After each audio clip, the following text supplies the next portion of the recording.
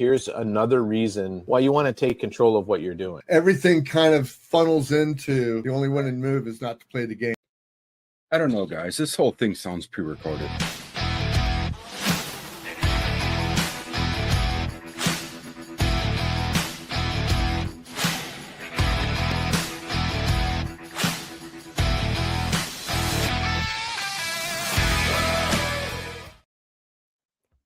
Well, welcome to episode 93 of the Weather Report. We're sitting here with my co-host Ken from Mad K Studios. How you doing, Ken, this morning? Or this evening? Jeez, morning. In the morning.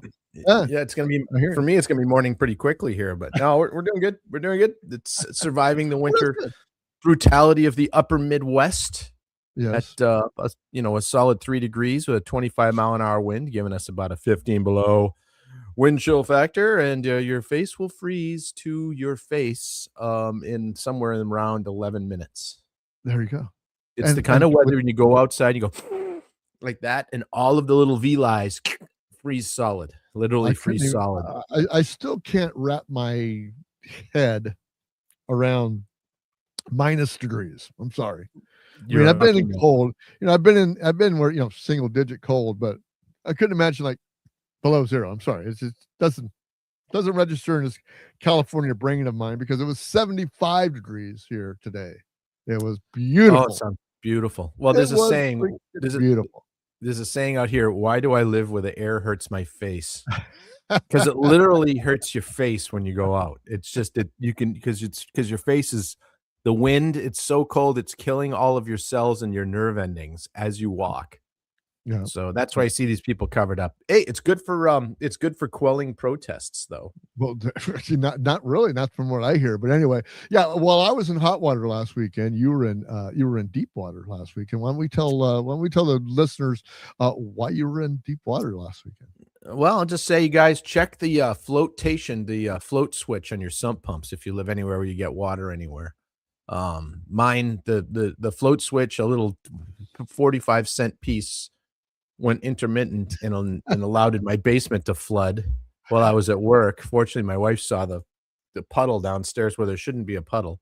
You've been to the house. When you're walking down into my layer down here, there's a little cove, and you step in and you walk into the that had 1.5 inches of water in it.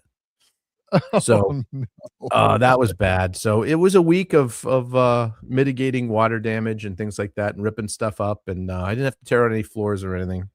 I purposely put like the waterproof vinyl, wood stuff down here, so that doesn't get destroyed. But I shop vacuumed the whole downstairs area about 46 times, probably dumped 250 gallons of water. That's crazy. And then, bought a new sump pump, of course. But that, of course, you're going to buy a new sump pump. Yeah, so I got that. I kept the old one because it still does work. And then now, not having a backup this last time was hard. It didn't work.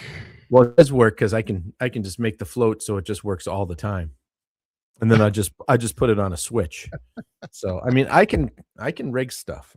I've got the knack. The saying: 1 is none, and 2 is better, and 3 is you don't have to worry about it, right? Right, something like that. If some is good, more is better. I don't know. So yeah, I was gonna buy the sump pump that has the backup sump pump and a battery backup, and by the time I was done, it had been about $1,200. And I'm like, yeah. That to me is half of a car, $1,200. I don't have anything down here that's that nice. I can replace it. So bought a nice $250 all stainless steel sump pump that had good reviews. That doesn't suck from the bottom; it sucks from about 1.5 inches up, so it's not bringing in gravel and stuff. And even though it's that cold out right now, the sump pump's been going off today. Because there's still groundwater. It's 50 degrees, 8 foot deep, so there's still groundwater that ekes into the house. And so is it still humid in your basement there? No. We had some window fogging problems for a little while because you get that much water. But I had 1, 2, 3, 4. I had 5 box fans going. Plus, I have a 6 horsepower, huge shop vac. Like industrial shop vac. So once you get it where it just is like, if you've ever had your carpet steam cleaned, they stay kind of damp for a day. Right. Yeah. It was like that. So what I'll do now is I let them all dry out, and every day, about 3 times a day, I'd go vacuum it and dump and vacuum and dump. So everything's really squeaky clean. because the water coming in, of course, yeah. water coming in is groundwater. I mean, it's crystal clear. Yeah. Well, like I It's said, go get yourself a bunch of damp rids too. I mean, that'll suck the freaking rest of the moisture out of everything that you have down there. So, But it's not a bad idea. yeah, that's what we use here in California. I mean, we're not too damp around here. If I get water in my house, we have a flood. I mean, you already know that I live on the riverbed, on the old riverbed. Yeah. So, the water table is not too far underneath, but it's gonna take a good 3 feet of water, maybe 4 feet of water to get inside my house. It feels like this town I live in, all the houses are built on pontoons. Yeah. Just the water table. I mean, you drill like in the springtime, right after you got a basement. You're asking for it.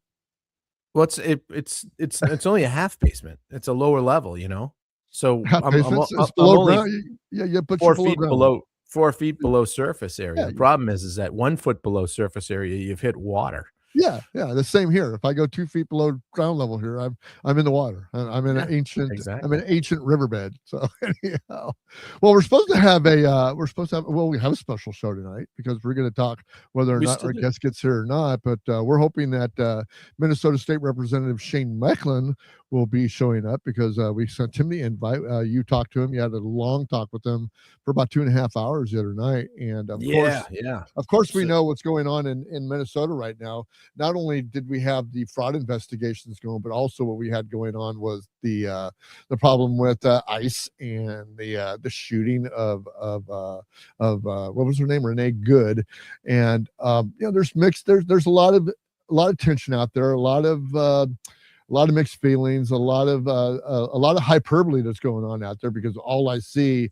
when I see anybody posting about this, it's always somebody else's post, always somebody else's view, always somebody else's facts or figures, because when something like this goes along, I mean, it's not long before the jury of social media comes out and immediately either convicts the perpetrator or convicts the victim, one of the two. Well, Bruce, it's the world of algorithms that is dictating what's happening right now. So if your algorithm is a pro-Trump, hate the libs and get them all out of our country kind of algorithm, you're just going to see stuff that backs up that idea, and same vice versa. Now, what's starting to happen, I'm starting to see now, is Minneapolitans that live there are coming out onto social media, and honestly, I'd say that they're coming out bravely and being like, no, you guys, the whole state isn't like this, the whole city isn't like this, we're down for it.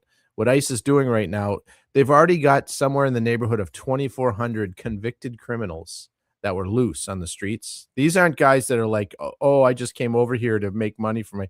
Some of those people are getting picked up too, yeah. And ICE is overreaching, absolutely. So the people on the left that they're like, oh, they're stomping at, they're profiling people with license plates, and if you're just protesting, they got your license plate and they drive by your house, and no, you can't do that. Sorry. But you can't do that. But at the same time, they're taking people that are really violent criminals right off the street, and so a lot of people are like that. And in fact, if Shane jumps in, he can talk about this. I'm going to add this little graph on here. I'm not going to go deep into it, but right here, U.S. Immigration and Customs Enforcement, the ICE effect. This is from the AmericanExperiment.org, and this is real crime statistics in Minneapolis, and it says right here, a quick look at the current Minneapolis crime statistics shows a sharp drop in nearly all categories of crime since the surge began. And when is the surge? What are you talking about, surge, when you're talking about surge? What's that time frame? The surge is a what do you call it? It's a code word, really. It's basically since the summer when these guys started coming in, and this is where again, the social media stuff has something to do with it, but not very much.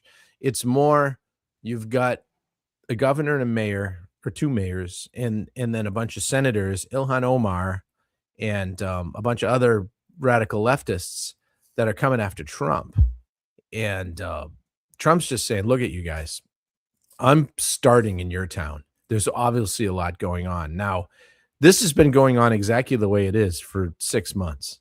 However, when Nick Shirley's video came out a month ago, it exploded, and people are conflating the two as being the same. And most of these Somalians that are here, or Somalis, however you want to say it, are refugees. They're Americans. They're citizens. Like it or not, whether it's right or wrong, it's not for me to say, but most of them are citizens. 80% of them are on welfare. So yeah, there's definitely a structural problem in that community. Right. So let me stop you there just real quick. Sure. I want you to remind our listeners and the people that are watching us right now exactly where you are at right now and how far out of the boots on the ground are you? Let's see. Shane's popping in here too. I'm about 40 miles east of St. Paul. So that's where I'm at. So before I lived right in Minneapolis. So I lived right where this was all happening. But So with when you get the news, I mean, you're getting the news kind of right there. I mean, you're there in the hotbed of it. All your news is local. So whether you're getting the facts or whether you're getting the hyperbole really doesn't matter. But you're getting stuff that's firsthand. Yeah, you don't get shoved out to the other medias that can either sensationalize it or tone it down or whatever. So I just wanted our listeners to know exactly where you're at and why you're I'm in the heat of it. Why you're most credible and why you're most credible. I'm in Baldwin, Wisconsin. It's 40 miles east of the metro, but it's basically the metro area of Minneapolis, St. Paul. So it's the same news, it's the same everything. In fact, one of my friends is like, I got to move further out so we get into the country news. I'm sick of the city news. But with that, hey, Shane's here, Representative Mekeland, and we're really glad to have him here. Shane, I'm going to welcome you onto stage here. Appreciate you joining us tonight. What's up, Shane? Shane, I was just showing something here. I'm going to add this to stage again. So this is crime statistics in Minneapolis from AmericanExperiment.org, which is it shows crime stats and stuff like that. But basically, this said there's been a sharp drop in nearly all crime since this surge began, and it's one of the things I thought about too. You haven't been hearing about the carjackings and any of that kind of stuff. So is it Mayor Fry and Governor Walz that are just doing such a great job policing the area now?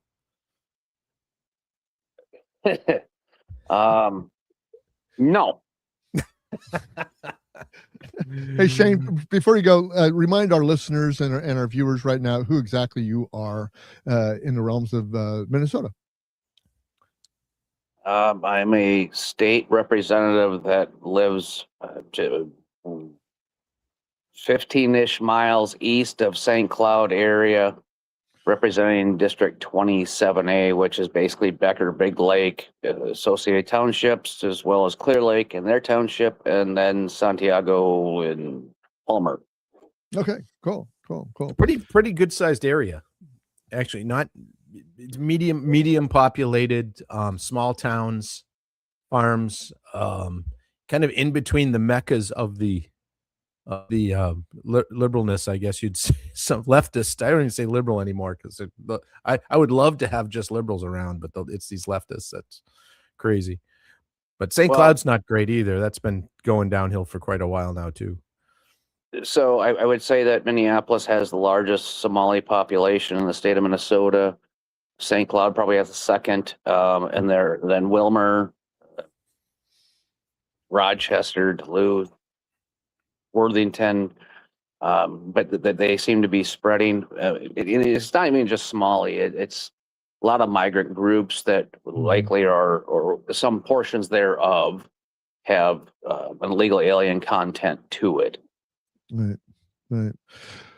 What's really going on, man? I know that it's been probably a busy couple of weeks for you as far as the legislature is concerned, and the news that is just putting Minnesota in the spotlight.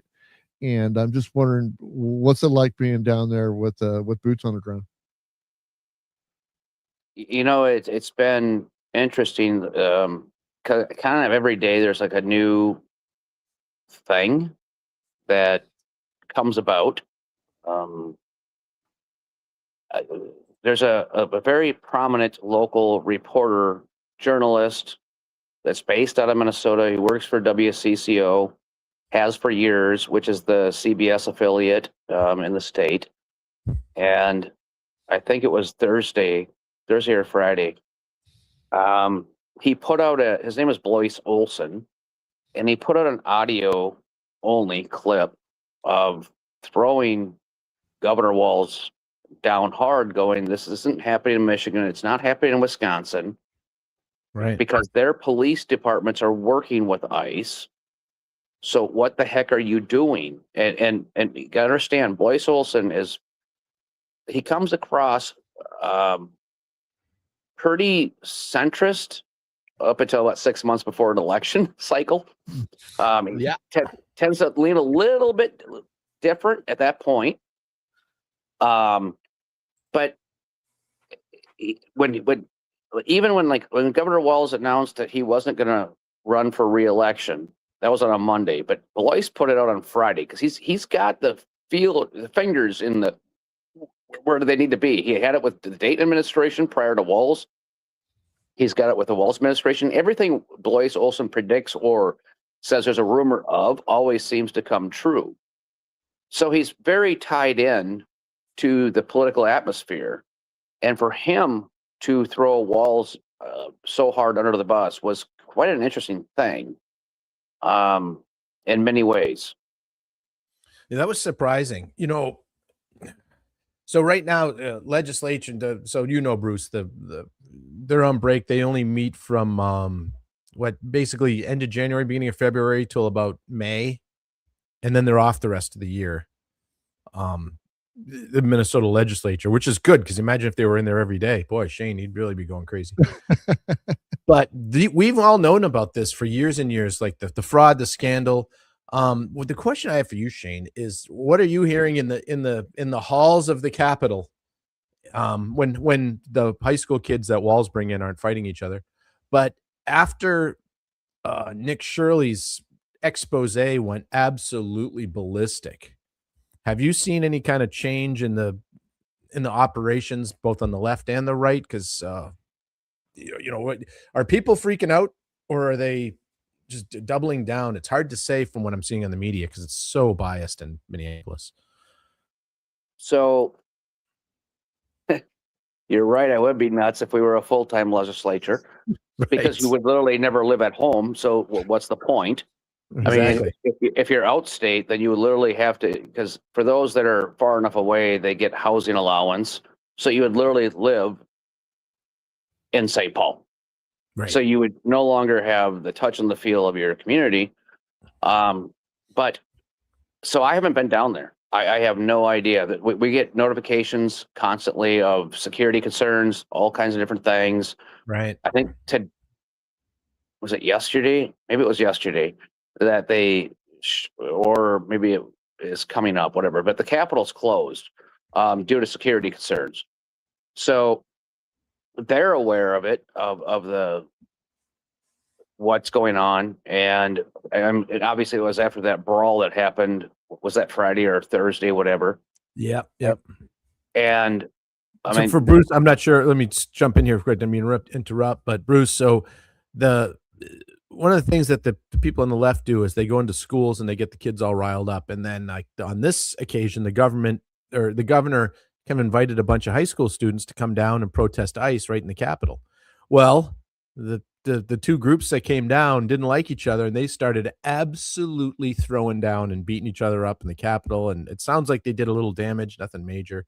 But that's what he's talking about, is the fights. And now here's what concerns me about this is that you have Governor Walz that got on the national stage and said, "Hey, we need to tone down this rhetoric, and please, President Trump, please capitulate to us and give us some peace and stuff like that." But yet, we have this going on in the Capitol where he calls down actual minors, high school students to come and protest against ICE. I don't get it. And like I said, Minnesota is a huge state. I mean, it's a big state. We're talking Minneapolis. I've been there. I've been through there. It's your regular metro area.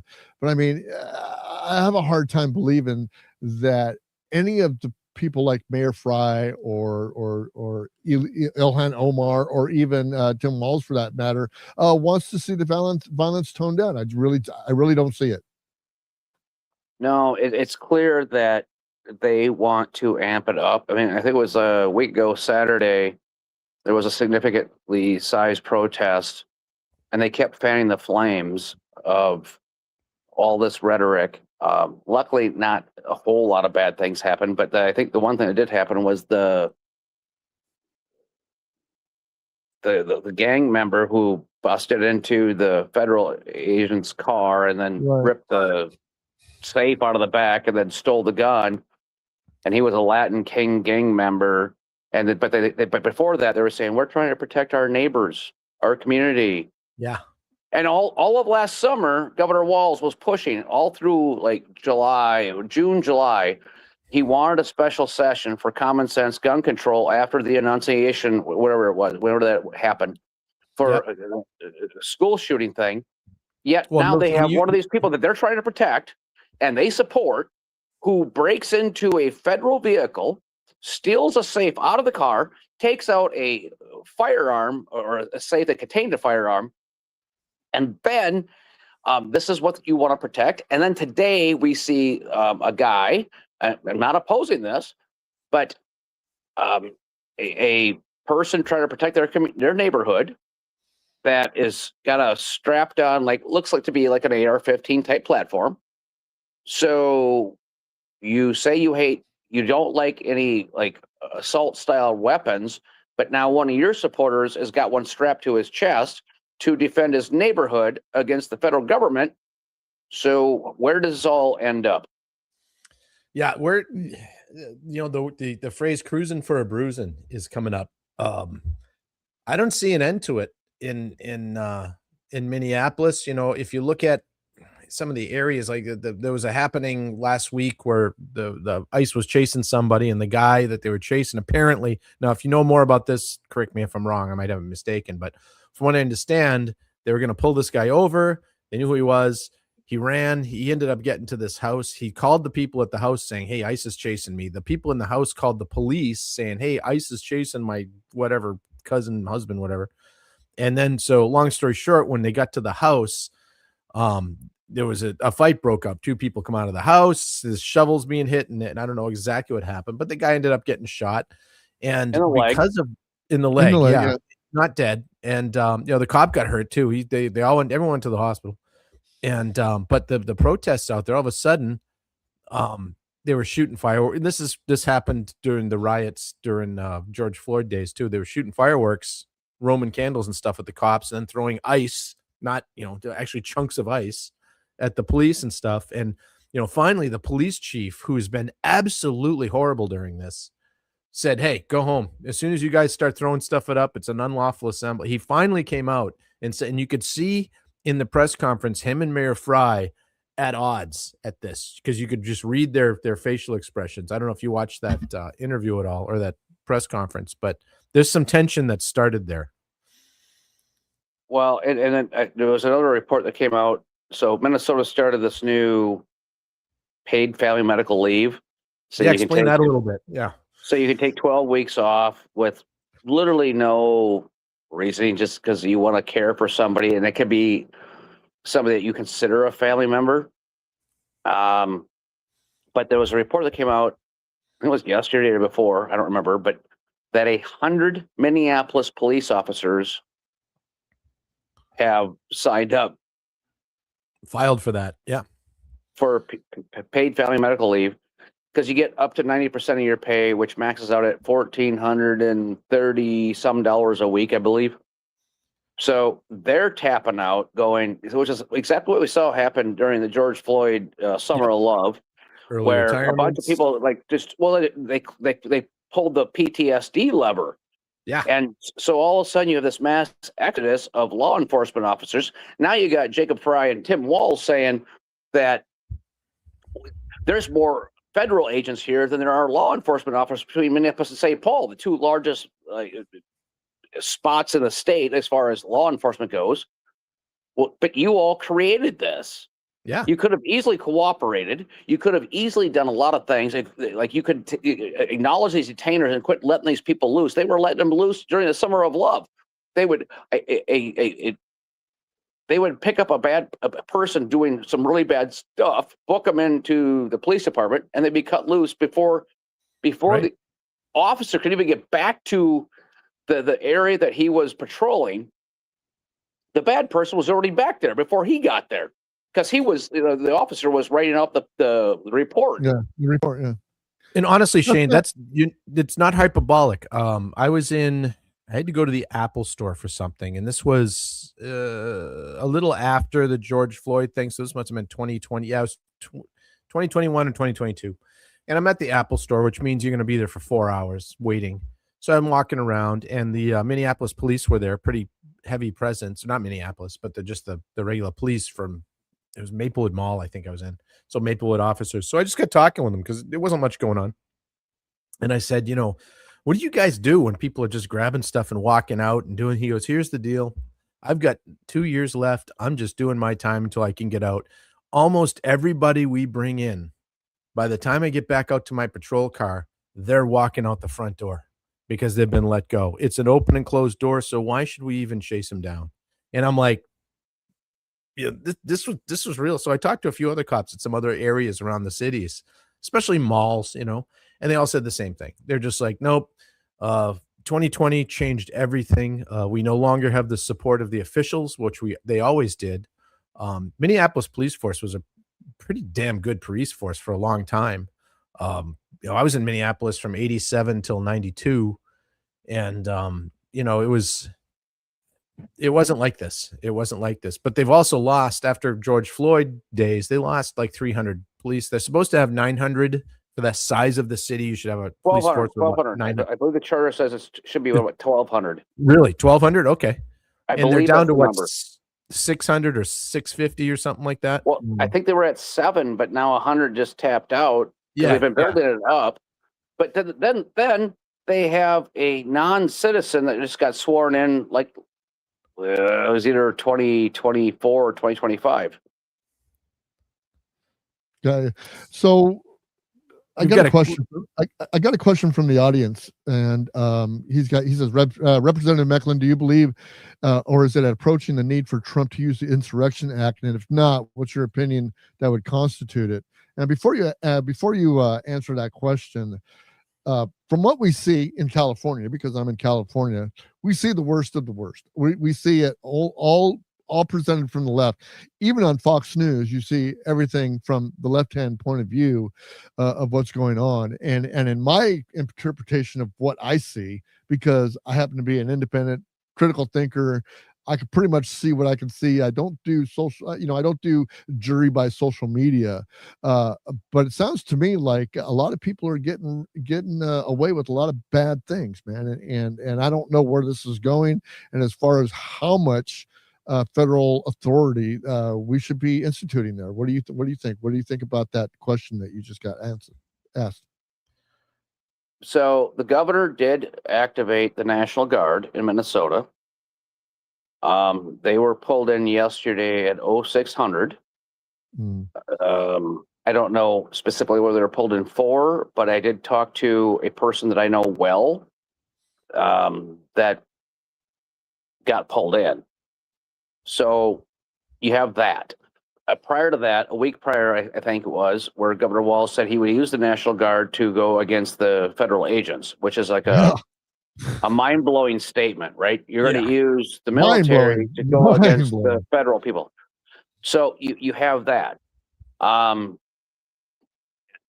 the Pentagon has just approved 1,500 people to come here. Yeah. But they're coming out of, I don't know the terminology on this stuff, but I think it's, I don't want to speculate, but I know where they're coming from. They're going to deploy 1,500, yeah. But I know where they're coming from, and which is interesting because a lot of the folks here are, from different parts of the country, the federal side. And right now it's like, for a lack of a better term, it's pretty cold. And if you're coming up from Texas or you're coming up from Florida, you might have a little bit of a culture shock. So these 1,500 are being pulled out of a place that are more acclimated with like crazy cold. Alaska it's been public now that they said they're pulling these guys from Alaska. Okay, so I didn't know if it was public yet, but nevertheless, you have all of this, and then if he pulls the Insurrection Act, so Governor Timmy, he can activate the National Guard, but if Trump pulls the Insurrection Act, then the commander-in-chief for those members rapidly switches immediately from the commander-in-chief being the governor to the president. Right. So talk about like two boys that can't figure out how to play nice together in a sandbox. Like my dump truck's bigger than yours, and the other one just took it away. And this is really what it feels like. It seems to me, watching what's happening, it's like, if it was just a modicum of cooperation, you'd get people to simmer down. But this is not what they want. And I think what the reason it's exploded is now with this fraud being exposed to the world. Most of the world is just finding out now that there's already been dozens and dozens of indictments and quite a few convictions. And they're conflating the two things as one. And so far it's working. I mean, if you listen to the Channel 9, the Fox affiliate here in the morning, which I listen to every morning because I like Keith Marler on his weather. He's a good guy. But there is not every single story is with a smile on your face of Minnesota niceness is skewed towards Trump is bad, Trump is bad, Trump is bad. This is an invasion. And but they don't say that, but they just omit so much of the other stuff. They never say anything about, they've taken 2,400 really bad guys off the streets of Minnesota. 2,400. That's the number that I was seeing on the thing. So this is working. And like I said, crime is way down in Minneapolis right now. But you've got the governor, and you remember COVID as much as I do, Shane. It's what drove me the hell out of the state. Walls would come on every day with that lady doing the crazy stuff, the sign language lady next to him, and scare the hell out of anyone that just is trying to look to the leaders in the government for some answers. And he would come out and say, all right, we just bought a building and it'll hold 6,000 to 8,000 bodies, so they won't be in the streets. And he was saying stuff like this, Bruce. And you had Newsom, so I don't have to tell you how bad it was. But he's doing it again. But wait a minute. Governor Walz bought the old Bix Fruit building.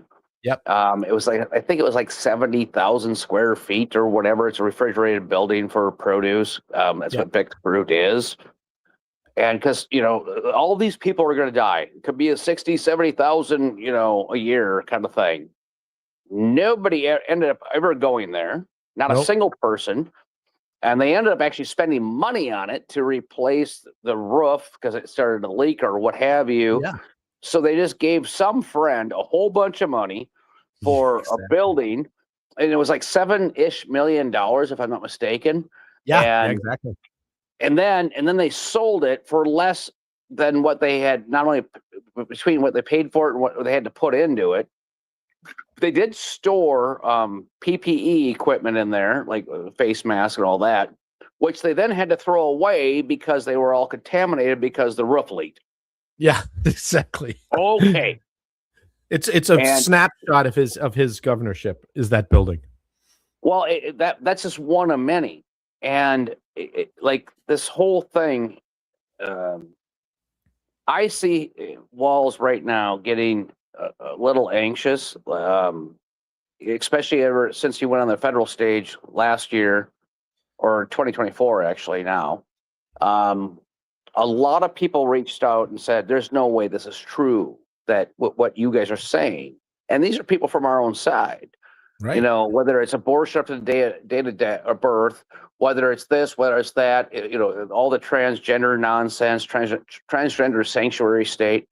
So they all accused us, several, not all, but several people reached out. So we downloaded all the articles and all the bill language and flung it right back at them, going, this actually happened.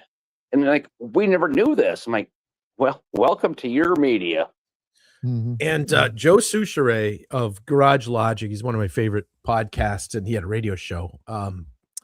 And basically the premise of it is anything that needs to be figured out, any problem can be figured out in the garage over a couple of beers. He said, he brought up something. He goes, Minnesota, we used to be able to do whatever we wanted to because no one paid any attention to us. It was flyover country. And, you know, I moved out here in 87 and it is so true now. But the thing is you could do all kinds of stuff, but people just in generally, I think I had a little bit more self-respect for themselves. And there wasn't nearly as much graft and fraud in the government going on. I mean, it was there. It's always been there as long as it's government.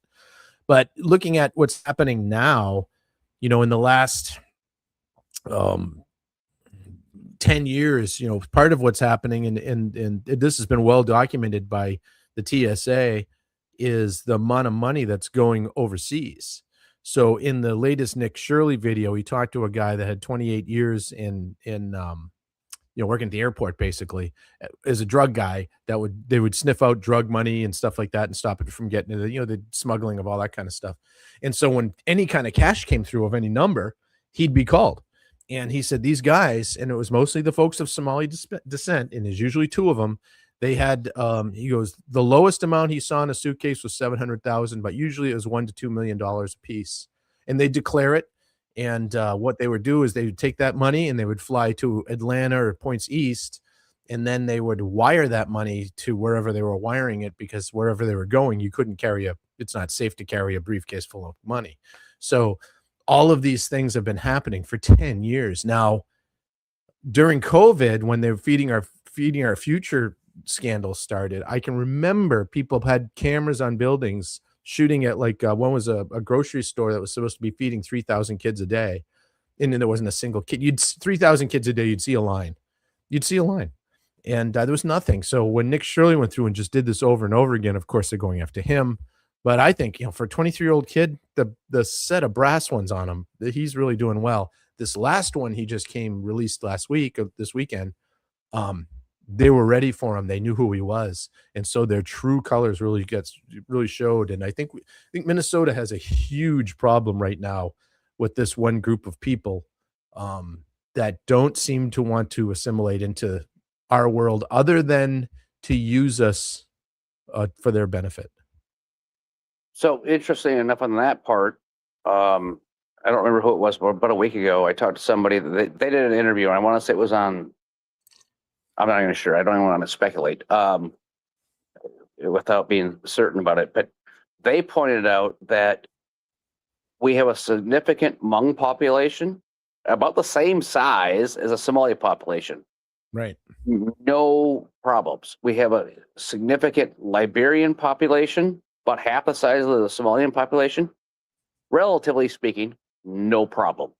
Correct. And they went through this litany of all these different cultures that have migrated to Minnesota without the issues that we seem to have with this one.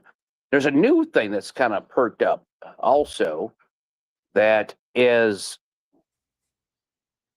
kind of interesting, because we found a business location that has, it's either 9 or 11. It's one of the two. Ironic I say that number, but I didn't even think of that until just now. But used car sales places all in one building, and then they all have like separate entrances to the building. And I know specifically where this is, but they also have a one of them within the used car auto sales building has a in-home healthcare business, but they're also from the same culture, and yet nobody's there. And there's no cars there. There's no anything. In fact, the cars that are there haven't moved in probably, I don't know, 2-3 years. One of them, which on Dun and Brad Street, shows that they have $1,007,000 something from. I mean, I'm guessing it's 2024 sales. So I don't know what the angle is there. Well, because like we had the Feed Our Future, we have the autism centers, we have the homeless assistance, whatever, housing assistance program that was shut down. We have the CCAP, we have the non-emergency medical transportation. I mean, we have all these different things that are being defrauded. Oh, interpreter services. I can't believe I forgot that one. Yeah. It But- seems but, like it seems like it- the list is endless. But it's everywhere. And for the love of Pete, like, I know many people who are pretty smart people that can't figure out how to do a grant writing form. So they hire people for this. Yet somehow these folks, this one entity seems to have this all mastered. Then when you look at the original Nick Shirley video that came out on the Leering Center, because they didn't know how to spell right. Yeah. But just look at the front door. Look at the door that is right there. There's a curb that goes all the way around 3 sides of that door opening. So it's actually a step down. If that had been any other entity or any other culture that owned it, they would have been slapped with a fine for being non-ADA compliant. Exactly. So, like, where the hell is the equal protection under the law? This is the part I don't understand. Like, why are we, like, culturally or in the state government, why are we allowing all this to happen within one culture, but not anybody else? Yeah. Who's accountable? And then further beyond that, if you look up the Leering Center, which is under the Department of Health website on the state of Minnesota, they have a tremendous amount of inspections. 2025 had 2, and then it was 3 going back in years. It was 2, 3, 5, 3, 2, I believe. So you look through all this as far as inspections going, well, how did you not notice this? Who the hell are you? Why is it when I go to the Department of Labor on contractors that it actually denotes who the investigator was, but not within the Department of Health? So we don't know who the inspector was. In the Leering Center had over the past few years has had 95 violations, which maybe that's whenever the fire inspector comes through our company or whatever, they always find 1 or 2. So maybe that's the benefit of the doubt, but it seems across the board that's what it's like. 90, 100 violations within a year or 2 years. These are huge violations. And also when you see, like you had mentioned before, Ilhan Omar was in town this weekend at one of the malls of these Somali malls that they have, with it's just a little room that they sell some stuff, and then there's they're all fronts for something. These are all and there was like 10 different businesses that were listed in there that just weren't there, but you need somebody there to just keep things going.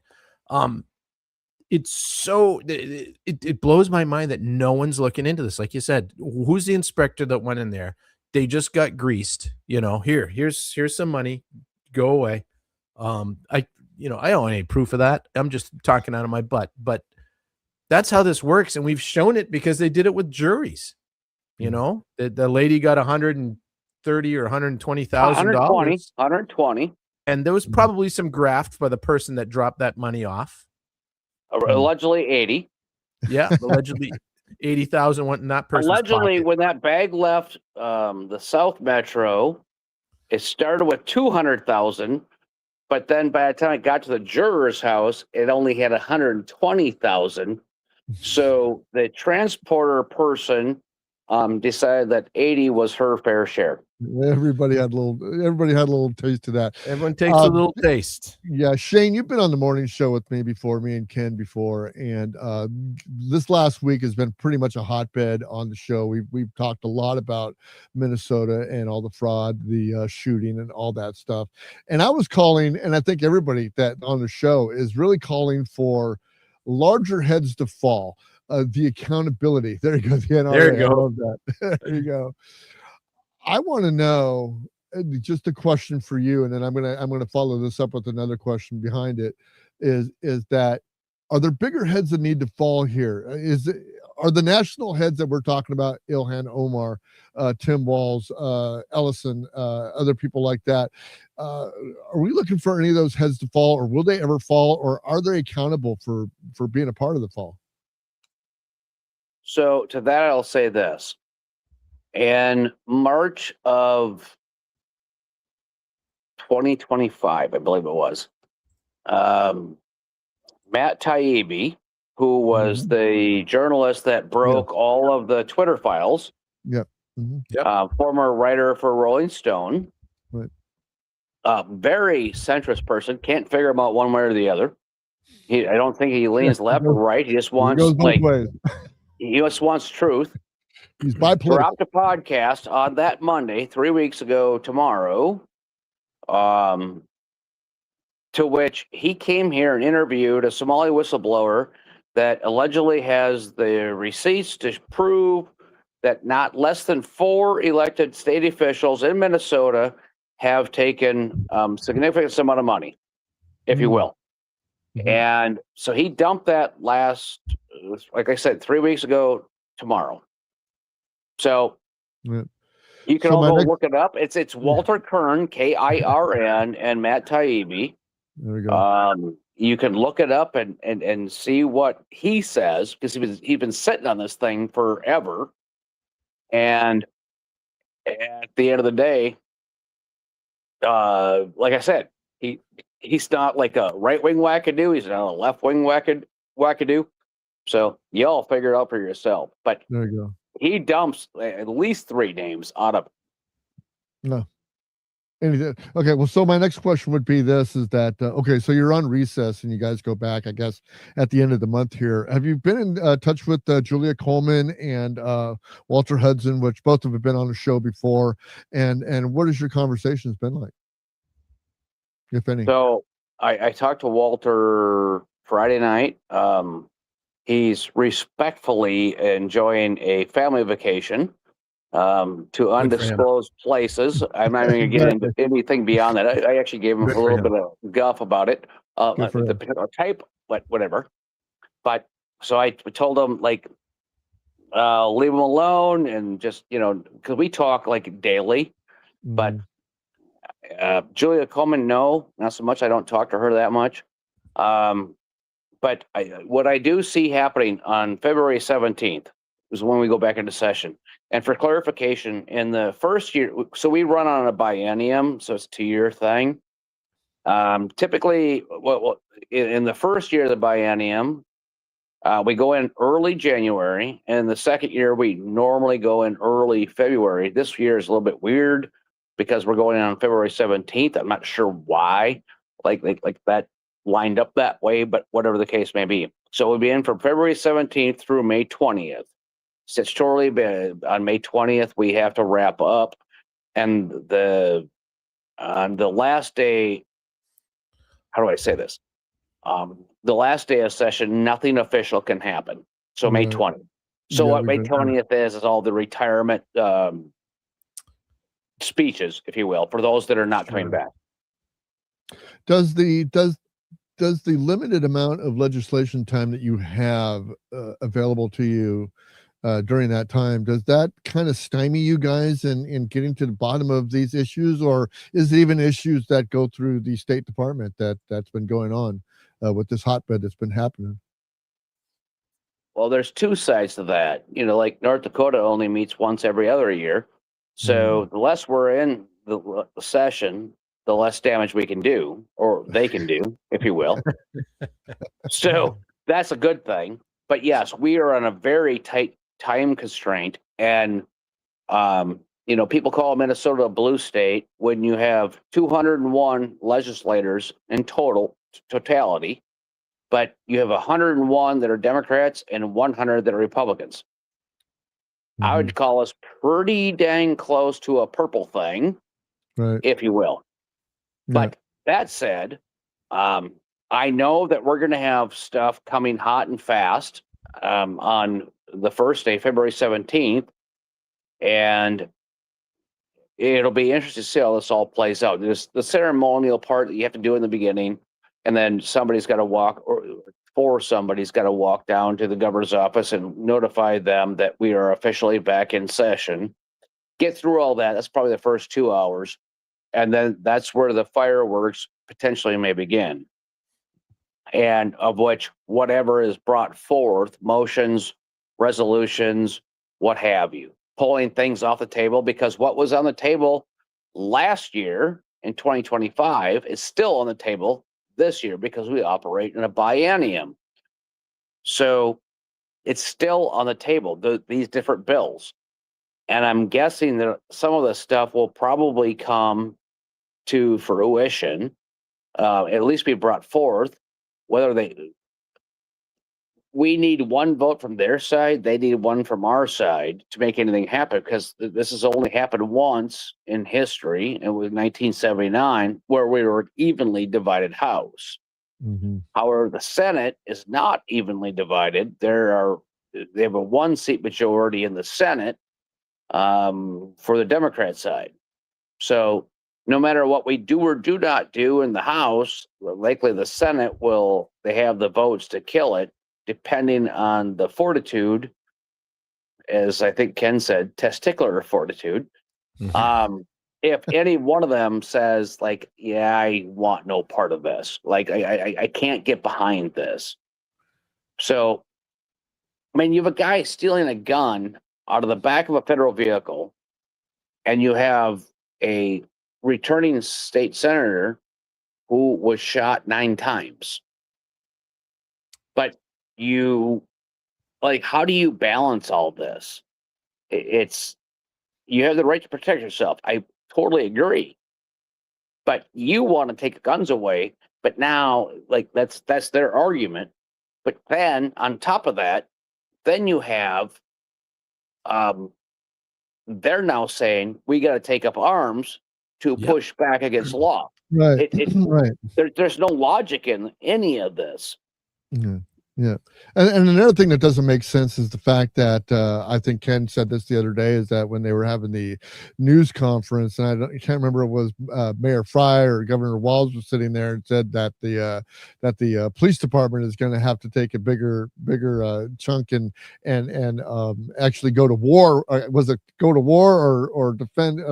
Whatever it was against ICE, whatever it was against ICE, and I guess the police chief behind him kind of raised his eyes like in disbelief that he even said it, and it wasn't walked back. I don't think anything was walked back on it, but I couldn't imagine that shots being fired between federal authorities and actual city cops or county sheriffs or anything like that. Bruce, do you remember a few years ago out west? I think it was in Montana, where there was some land. That was the Bundy. Yeah, the Bundys, yeah. Well, if you remember, if it was the one I'm thinking of, that's where they not where they killed the guy. I think that was the Bundy one you're talking about. I'm talking about the one where there was a standoff with the FBI. Yeah, you're talking about Ruby Ridge. No, not Ruby Ridge. This was a standoff. No one got shot, no one got killed, but a bunch of patriotic guys with guns thought that the federal government was doing something they shouldn't have, and they surrounded them. Guns pointed at them. This was maybe 10 years ago, 10 or 12. Glenn Beck did a big story about it, of course. But, some of those guys ended up getting arrested and stuff like that, but they were quietly let go. Nothing really happened of it, but no one got shot. I think the difference is I've watched some of these guys that are like, we start taking up arms. And I'm like, if that was me and I was thinking that, I'd already have one on me. So they're promoting this. I don't know where it's going to go, because you've got, being in the city and being a gun fanatic like I am, I'd go to the range a lot, and one of the ranges was in Robbinsdale, just north of the cities. It's called Bill's Gun Range. It was a great place. 3 of my roommates worked there. 2 of them were the range officers, and we'd go there and you'd watch, the gang kids come in and shoot. And Bruce, you couldn't throw a baseball at a wall and miss as much as these people were bad shots. They're terrible shots. And I think this is what you're going to run into. And I'm hoping it doesn't come to this, but I don't see how it couldn't if this keeps going, other than we need some cold weather. Just keep the cold weather. No one will do it. But hey, Ken, it doesn't seem like cold weather. Have you seen the forecast? Yeah, it's going to be cold.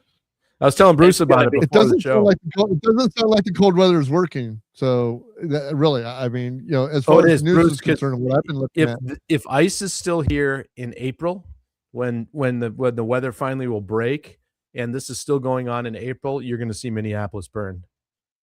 Okay, so Ken, Bruce won't understand this, but as you see all these signs that say ice out, I'm like going, well, that's typically around April when all the lakes open back up. Yep. Yeah, but the lakes open up. at ice out there. That's what's so.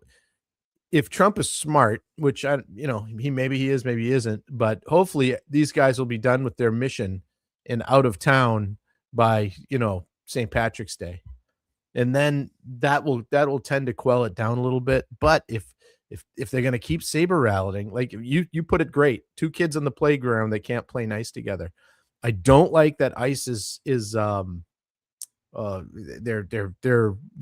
profiling with license plates or people that were just there at the there to protest or whatever. I don't like that unless they're doing something that they should be pulled over for. Then pull them over. But so there's some overreach. Sure, of course there is, because they're being screamed at everywhere they go. They don't know who's an enemy and who's not. Well, okay, yeah, I agree with that. But okay, if you're going to a location where you have like 4 or 6 identified criminal aliens, illegal aliens that are there, and then somebody comes out and confronts you as a federal agent, and if they get caught up in it, well, guilt by association. Sucks being you. Yeah, I'm with you there. That's I'm with part you of there. what's been happening. There's been several of these that I've seen, but at the same time, here's the better part of this.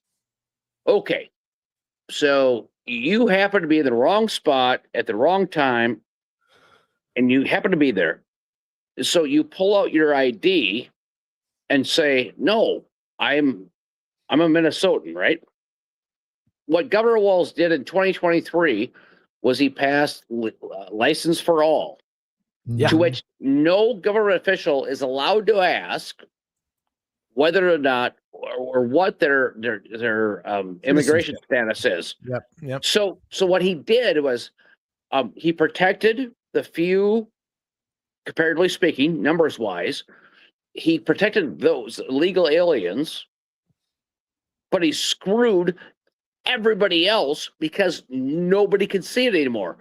I mean, pulling out your Minnesota state ID or driver's license, whatever the hell it is you have, no longer means anything. Correct. So unless you're carrying your papers, like your birth certificate or your passport or whatever the hell it is you may have, or your immigration status, like when you got literally got it right, unless you're carrying all that, you got caught up into it because Governor Walz pushed this bullshit because he wanted this thing for all these illegals to come here and screwed all of them. Furthermore, the numbers of nursing homes right now and all the good care providers that are shutting down, which I think hundreds of them shut down this weekend because of all this fraud, and the feds cut off the funding train. They all have to shut down, which means people are being moved to hospitals rapidly. Yep. And so they want to blame me. They want to blame any of my colleagues, which it was Governor Walz that allowed this to happen because he refused to take control of all this crap that was going on over the years. And he knew about it. You look at the Twitter X space or X feed of Minnesota whistleblower or whatever, DHS. Yep. Department of Human Services. And they've been calling Walz out for months, and yet he refused to do anything about it. So this is all under his game. I would add this too. This is a story I heard about, checked into a little bit, so it seems like it's true. And this is for you, Bruce, in California. You may or may not know about it. So one of the problems that they're having in California right now is getting juries for jury duty. So they pick jurors by the voter rolls. So they go in the voter rolls and they pick the people, and here they come in. Well, they've had 450,000 is the number, people in the last couple of years that have come for jury duty that they're on the voter rolls, but they're not citizens, so they're not eligible for jury duty.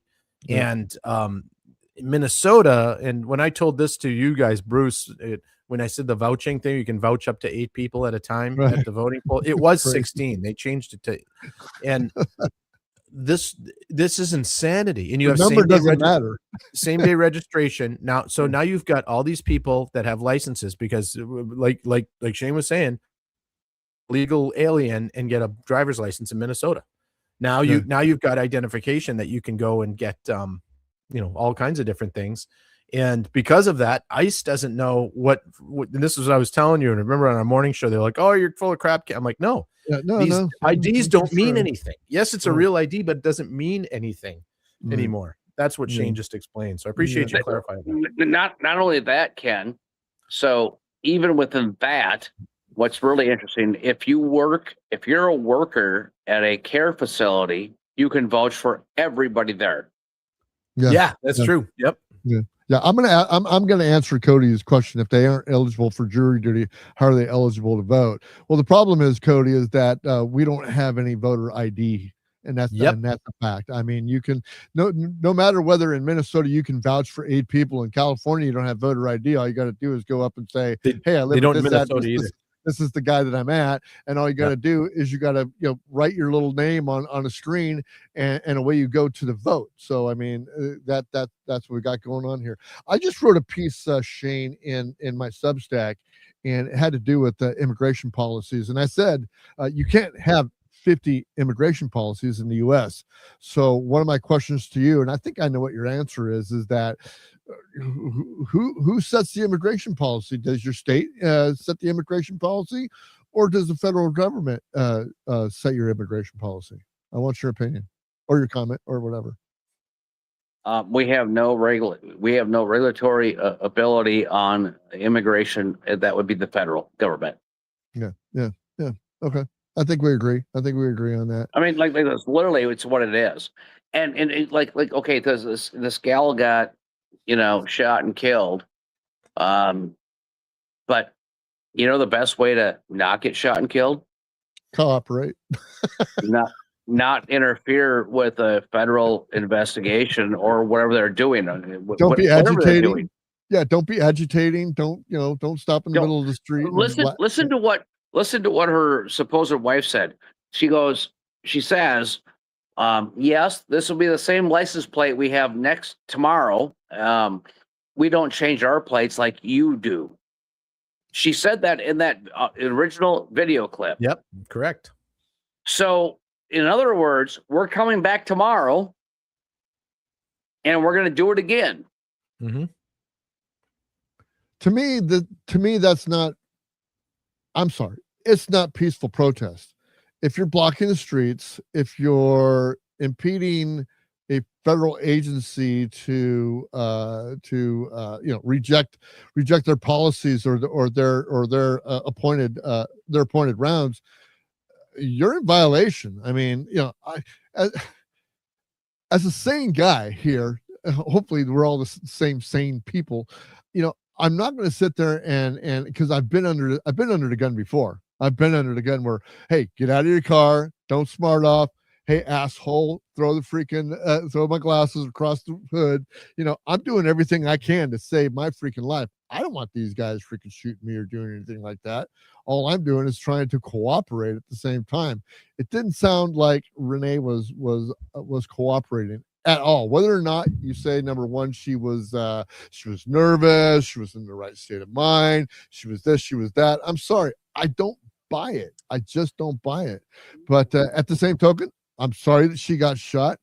I have empathy for both sides of the situation, but the common sense thing is that when she was asked to, first of all, she was asked to move, get out of the way.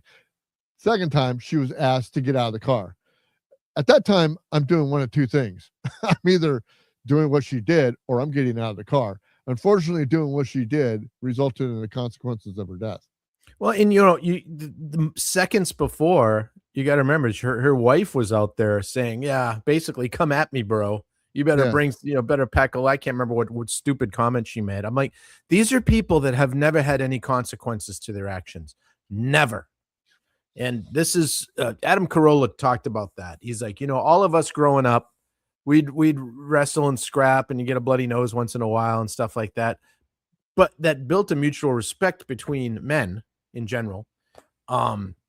that women don't do. They don't have that.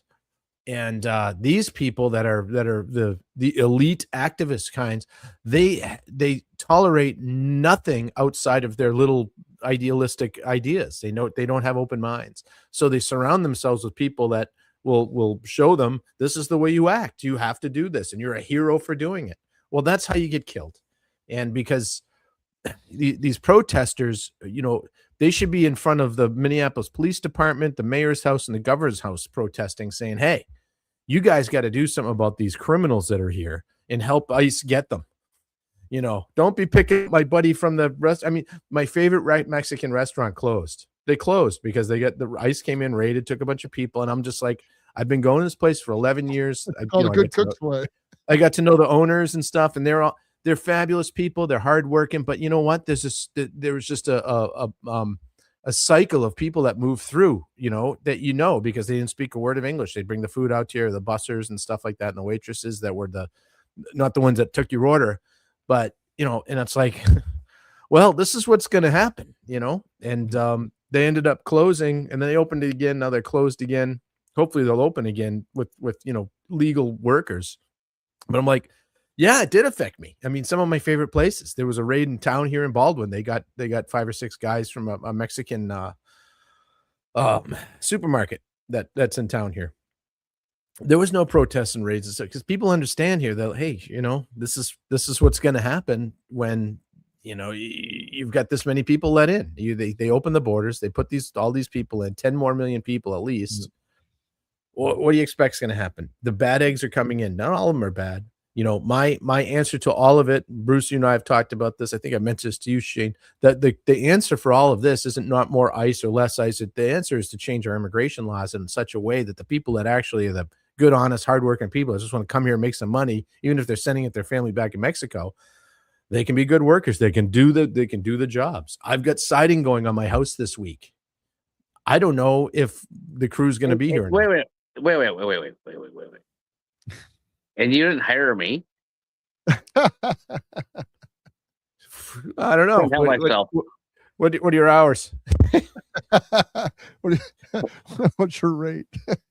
Do you remember a guy? You remember Don Hazinga? Did you ever work with Don Hazinga much? Yes, I know him well. Yeah, so it's his company. Oh, I'm calling Don as soon as we get off this whole thing.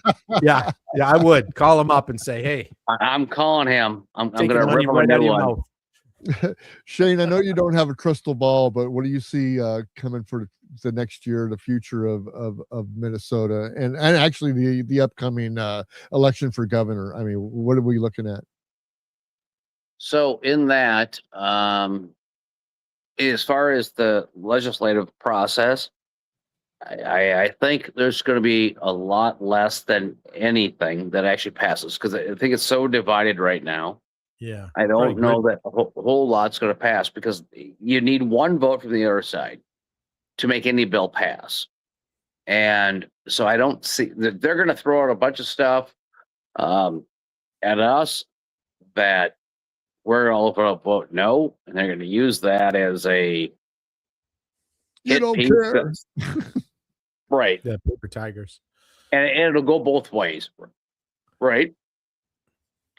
So beyond that, I don't know. I mean, like, I hope that the feds do more investigating to actually just get to the bottom of what's going on within the state of Minnesota. And because quite clearly we become the epicenter of all the fraud. So that's kind of the bigger part right now, to get them to look into it. Yeah, you are the news right now. You have the spotlight on you. So I just, like I said, we're looking. I mean, 6 months or better, right? Everything's been Walls, Minnesota, fraud, Somali. It's like the 4 leading things that have been in the news for at least 6 months. Right. So now we just got to get to the bottom of, like, it's not only Somalis. I'm trying to make it out to be that. Yeah, but, no. Okay. But at the end of the day, I mean, there's like people have figured out how to defraud our systems, which is one of the most frequent texts I get is, "I'm going to open a daycare center," because obviously they make more money than anybody else. A daycare center. To which I correct them, going, "You wouldn't be allowed to," but nevertheless. Right. When was the last time you saw like a suitcase with $700,000 cash in it? Yeah, right. I mean, like, what have you ever seen $100,000 cash on your table, No. like in your house, like literally $100,000 cash? No. I can't find a person that can tell me that.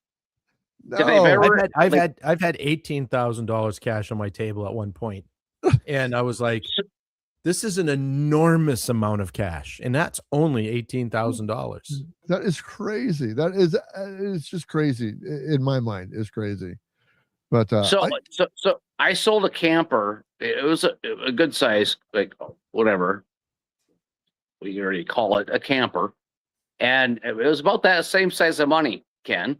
Yeah. And I insisted that it had to be cash, and I went and bought one of those counterfeit pens Right. before the guy showed up, because I wanted to make sure they're all like not like counterfeit or something.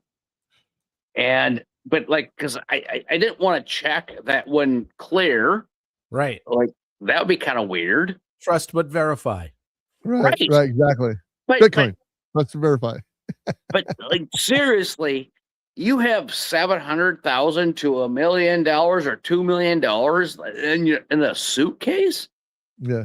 and Yeah. you only have been here for a couple of years, and I haven't figured it out in 56, 57 years how to like get that kind of money on to put in a suitcase. I've been doing it wrong my entire life. exactly. Now, I even, like I said, I do a lot of Substacking and stuff like that. I also wrote a piece about the Minnesota fraud and what I felt and my opinion about it. But one of the things that I did was I set it down into dollars and cents, and I went like, thousands of dollars, meh, you got a bad employee, got a paperwork issue, you got $1 million, now we're paying attention. That's success, some oversight failures.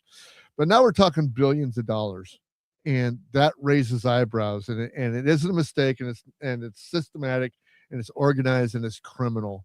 And I think what we're really getting down to, no matter who is involved, no matter what culture is involved, no matter what the case may be, when you're talking billions of taxpayer dollars, whether that be Minnesota dollars, federal dollars, or whatever dollars is, that's a problem. And I think that, I'm not going to put it on the Minnesota legislature. That's not my business. I live in California. But are people looking to Shane Mekeland? Are they looking to Walter Hudson? Are they looking to Julia Coleman? Are they looking to anybody else other than the responsible people to speak up and do something about this? Yes, they absolutely are.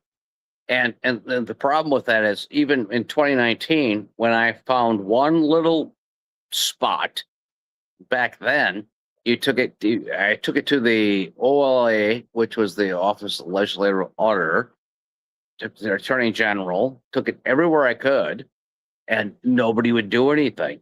Right. And then in 2020, after St. Patty's Day, March 17th of 2020, we were all kicked loose and said, "Oh, you're doing all this like online now." Yeah. So, kind of out of sight, out of mind, because a lot of things changed, and we had special sessions every month because of the pandemic, because Governor Walz had to side in with that whole nonsense. Oh, God, it was awful. Well, it was, but either way, it turned to a different thing that you're all of a sudden fighting against. So you keep throwing stuff at all the legislators that like you have to keep fighting against, and don't focus on that old thing, focus on this new thing, which is what it became. So at the end of the day, there's several of us that are kind of like focusing on where we're at now, and I think we're in a good spot, to be honest. And I think I see this a lot of this going in a good direction. Harmeet Dillon has been doing a lot on the civil rights division of things, especially when it comes to election fraud. And wait till you see what's coming next with Alpha News, because they got the request in for what's going to come forward. So the fraud in Minnesota, everybody's focusing on the money fraud side of it. Let's talk about the election fraud, and that's what's about to come. That's coming. Cool. And look at what, watch this election. For those of you listening out there that aren't in Minnesota, who do you really care if the government of Minnesota is? But this is the Minneapolis, St. Paul area is a pretty good example of a liberal blue city and the way they run their things, the corruption. Obviously, they figured out Tim Walz couldn't be the guy. They said, you got to step aside out of this race. But what I think we're going to see and is there's going to be an infighting, I believe, in the Democrat side to figure out who's going to, is it going to be the far left that's still going to stay in control? And I think that they have the power and the money behind them, especially with the teachers union, to keep that and put a really far left guy or girl or woman, whatever, up for reelect or for governor. And this is a really good chance for the Republicans if they can get behind a candidate. Now, there's a bunch of good people running, but what happens, why a lot of the reasons that the Republicans are a lot of the reasons why they haven't won a statewide race in a while, because they primary each other, and then all of a sudden you had a governor's race that you don't know who's actually going to be the person on the ticket until August, and they've got like an hour and a half before the election, because if you start trying to fundraise and everything in August, you're done. Unless you got the Somali money coming in, they should stand corrected there, like Walz used.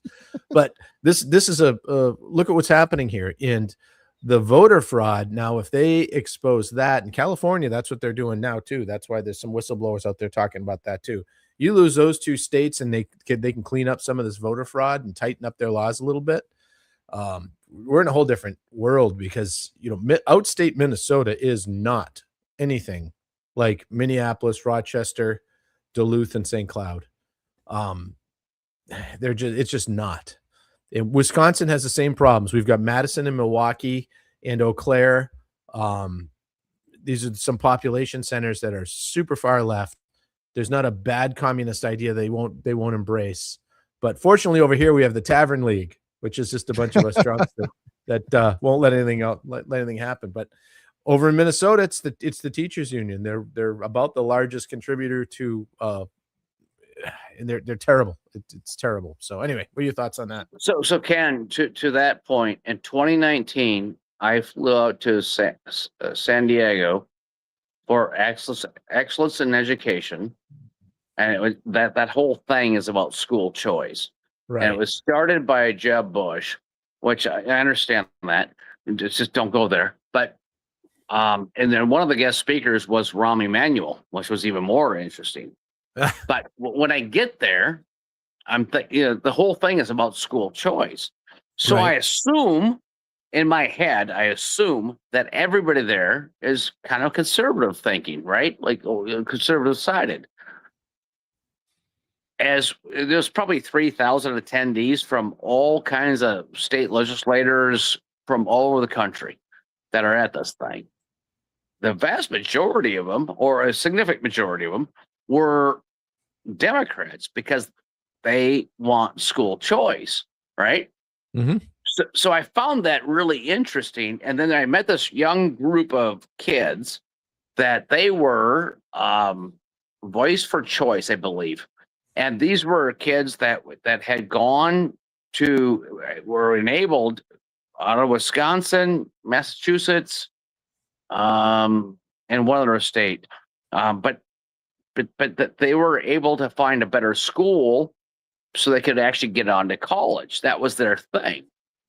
Predominantly minority, to be honest. Right. And while when I talked to them, I would actually say the bulk of them, we had this little sit-down dinner thing, and the bulk of them were pro-Obama and anti-Trump. There was it was probably like 50-50 -1 on the Trump side. And it was interesting, though, because what they all said is we don't spend any time in Minnesota because Education Minnesota is the strongest union in the entire nation. Yep. And there's no way to beat that back. So they won't even spend their time. They wouldn't send they sent these kids, and they're all like freshmen and sophomore in college, to advocate for this. And they would send these kids around to advocate for it. But they would never send them to Minnesota, this individual nonprofit organization, because Minnesota is a lost cause. Yeah, it's a locked up state. Correct. Yeah, exactly. So that's one of the big problems that Minnesota has is the way that they can fund politicians because their pockets are so deep. Well, and look at the money they make. Like yeah, what I see going on right now of the fraudsters, whatever they may be, and their pushback is they don't want to like lose their gravy train of money flow. That's how I see it. Right. Well, and the power. I mean, they've put so much bureaucracy in the schools. I'm talking about all the fraud, though. Like whether it's the schools, whether it's the Feeding Our Future, whether it's the autism centers, whether it's anything, they are now on the kind of the defense. They're trying to go on the offense and saying, "Get away from me! You can't ask me that question because I don't have to justify why I'm making $2 million a year. That's not your business." Correct. So hopefully, I mean, what I would think is there's going to be more Nick Shirleys that are going to pop up at some of these news organizations in Minnesota. Alpha News has been doing a good job. And that's what needs to have happen. Light needs to be shed on all of this kind of stuff. And then people need to be held accountable. And the Feeding Our Future, they got a lot of people. Now, we just lost some prosecutors and stuff, and I'm not sure what that's about. I don't know. I don't know enough about those guys. I know the head prosecutor, the federal prosecutor, the guy that just retired, his name's escaping me at the moment. Joseph Thompson. Yeah, just quit. When and he his was five else or others, yes, they all resigned. They claim they resigned, but Pam Bondi says she fired them. So you got two different stories. Two different stories, but I found him interesting, and it might just be a quirk of his personality. But right around Christmas time, he had that big press conference. He was talking about it. He had a smirk to his face in his presentation that didn't fit what he was saying, and I found that odd. And I'm not sure what that was about. Maybe he's just like that, and I hadn't seen him before publicly speak. But I just found that interesting. If you go back and watch it, knowing now that he quit 2 weeks later, this is an interesting. His presentation and the way he spoke was off-putting to me. Even though I liked what he was doing. I mean, he was going after people. I mean, and you don't hear about it, Bruce, but a ton of people are in a lot of trouble for the Feeding Our Future thing. Yeah. Yeah. Well, that's what I was saying before when I was talking about larger heads starting to fall, because I think the perception of everybody that's outside of Minnesota that are looking at this from the national stage are looking for names like Ilhan Omar, Tim Walz, Tim Ellison, other large names. Yeah, Keith Ellison, large names to go down for accountability. But I don't see that happening. But Ken has assured us just by being, feet on the foot on the ground of knowing that there's actual prosecutions taking place, and that perhaps that maybe there is some going forward with this fraud thing that maybe could quell this problem. The ray of hope, because it's all over. A ray of hope, yeah. Because the ray of hope is that the average, the same thing's happening in California. So the average Minnesota Democrat is looking at this fraud, and I'm not talking about the lunatics, but the average Democrat that the family's been Democrat all their lives, grandfather was a Democrat. They see this fraud stuff and they're not happy about it. Mm-hmm. Now, the Republicans need to put somebody up, or the Democrats. I mean, Minnesota needs a John Fetterman more than I've ever seen. You know, he needs somebody on that, you know, and Melissa Hortman, you know, she wasn't too bad on this stuff. I mean, she was, you know, I disagree with a lot of what she had to do. She's the one that got murdered. But she didn't like the fraud that was going on either. I mean, I don't think she was part of that. I think she was clean of all that. And I'm not even going to speculate that. I think she got that crazy guy killed her. That's what I think. I don't think it was anyone behind him, but all of that set into motion. You had that, then you had Charlie Kirk, and then you know, as you move through the systems of what's happened in Minnesota, you had Walls being vice president, and they lost terribly, and then, you know, just all this stuff that's happened in the last 18 months really put a bullseye and shed the light on Minnesota in a state where mostly you could kind of get away with whatever you wanted to, and it's been run by Democrats for 20 years.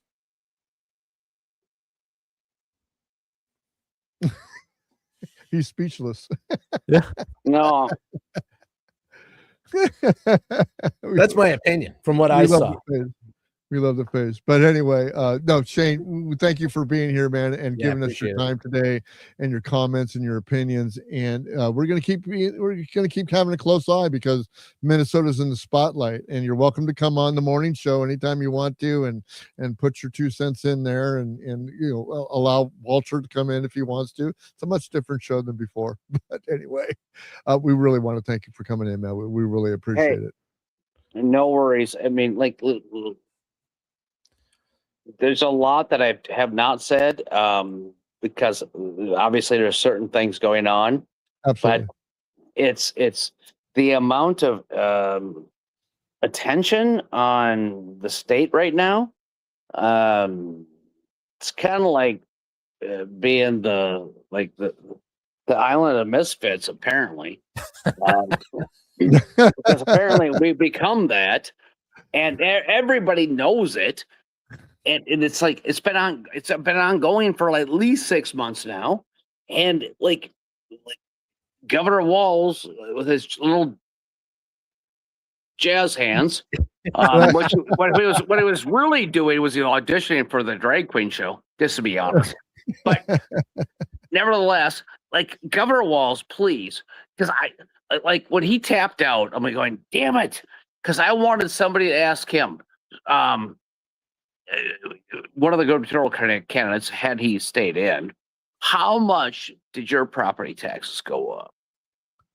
Because statewide, property taxes went up $1 billion, $1 billion. Woo! with a B, boy, A B. Yeah, billions. In a state of 5-6 million people.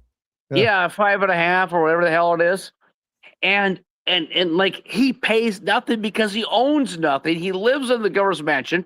To which he then said that there's a person driving up and down the road saying the R word, which even better, going, well, what, you can't say retard? So Ken is a kind of a mechanic guy going, so if you have an old car and you have timing on it, like you have to either advance it or, Ken, Retarded. What do you do? Retarded. That's true. But now we gotta say the R word. So Exactly.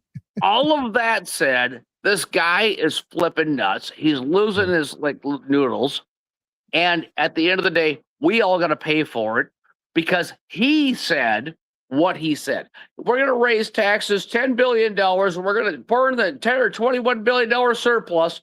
We're going to do all this. We're going to give all this money to all these NPOs, NGOs, and then all of a sudden we're in a deficit. Okay. You're a great man. Appreciate you greatly. Don't go away mad.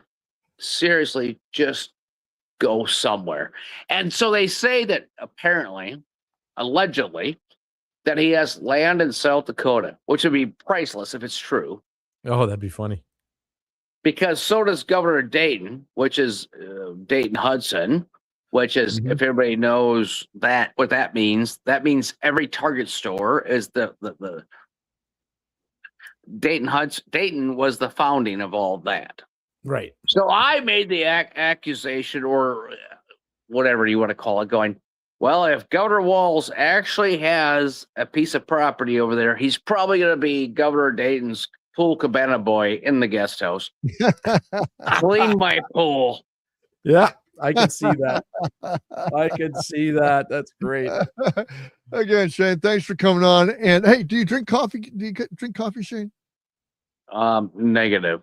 Okay. Well, we have a sponsor, and their name is Coleman Craft Coffee. And Coleman Craft Coffee is the finest coffee that you have ever had in your life. 2 independent coffee roasters out of Washington State, Bill and Dana. They have been just so gracious, and they sponsor our show. So I want to tell everybody to go to colemancraft.coffee to get 10% off and use the promo code WSMG10 WSMG10 to get 10% off of your coffee purchase through February, and go to colemancraft.coffee. The actual link is in the show notes. If you go to the show notes, whether you're be on the video end or the audio end. And I just want to thank Bill and Dana for being our sponsors. And they do have K cups too, which is what I use. So those are Hey, fantastic. Bruce, if you email me the link to their stuff, Mama, she does drink a lot of coffee.